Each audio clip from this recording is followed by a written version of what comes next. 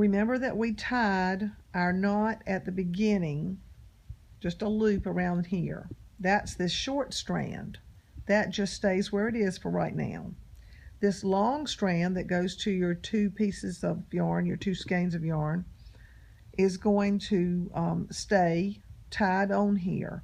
I'm going to review that knot again because that is something you really need to have it on there so it'll be stable.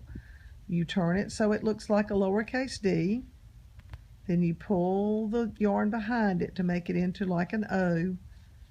That's not the only way you can do it. I've seen other people wrap it around and around. As long as this part is secure, that's the important thing. Now we're going to go to the right. We're going to lift the bottom 2 stitches. We're going to pull them up over the top 2 stitches. And I say stitches, that at this point they're really loops. Hold your top loops, pull your bottom loops over. Hold the top loop, pull the bottom loop over. And you're going to do that all the way around, making sure you pick up both loops. It's very important. Notice my stitches are loose. When you load this yarn, make sure that it's very loose and it'll be easy to maneuver. If you pull the thread really tight, it stretches it, and it will also make the hat have a different size than what we want. You want your knit to be very loose so the children can get it on their heads easily.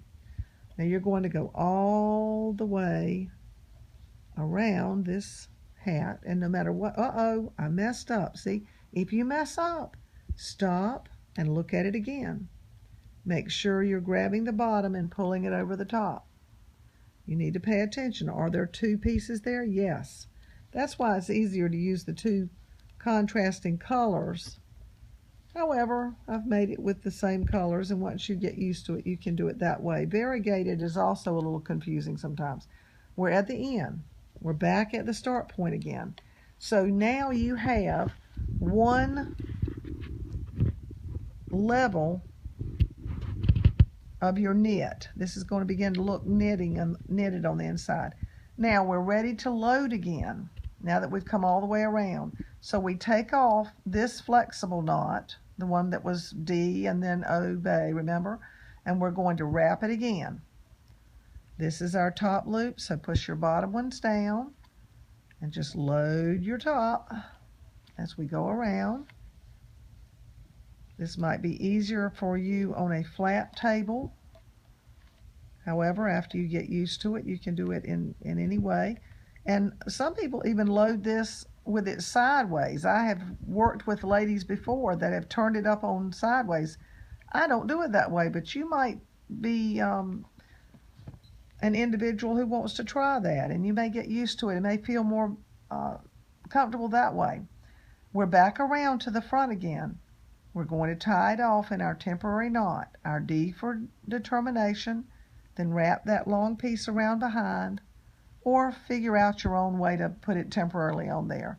And now you're ready to start another round of stitching. You're going to continue to do this, and after you've been around about 3 or 4 times and you get this part in here to perhaps maybe 2 to 3 inches, then you can decide whether or not you want to make a brim.